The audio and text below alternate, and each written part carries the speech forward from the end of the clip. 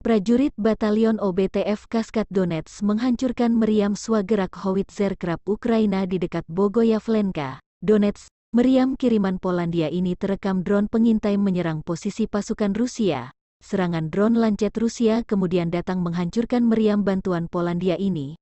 Pasukan OBTF Kaskad merekam tentara musuh ambil langkah 1000 meninggalkan Krab.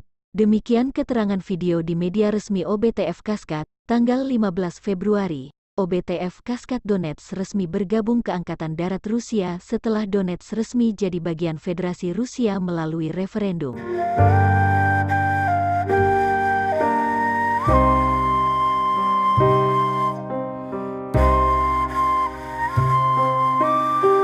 Jubir Kemenhan Rusia Letjen Igor Konasenkov melansir secara total 385 jet tempur dan 208 helikopter, 3.121 kendaraan udara tak berawak angkatan bersenjata Ukraina dihancurkan.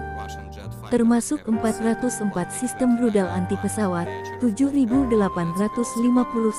tank dan kendaraan tempur lapis baja lainnya, 1.019 kendaraan tempur yang dilengkapi dengan sistem roket peluncuran ganda, 4.091 meriam dan mortir artileri lapangan, serta 8.377 unit perangkat keras militer khusus dihancurkan selama operasi militer khusus. Dari kubu Kiev, Kemenhan Ukraina melansir sebanyak 740 prajurit Rusia tewas dalam 24 jam terakhir. 8 kendaraan pengangkut personel, 9 unit artileri, 2 jet tempur dan 4 drone Rusia juga dihancurkan oleh militer Ukraina dalam sehari. Secara total, Rusia sudah kehilangan 139.080 prajurit sejak awal serangan penuh Kremlin tanggal 24 Februari tahun 2022 lalu ke Ukraina.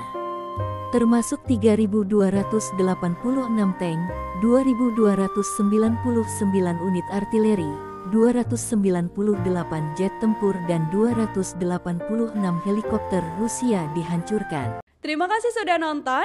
Jangan lupa like, subscribe, dan share ya!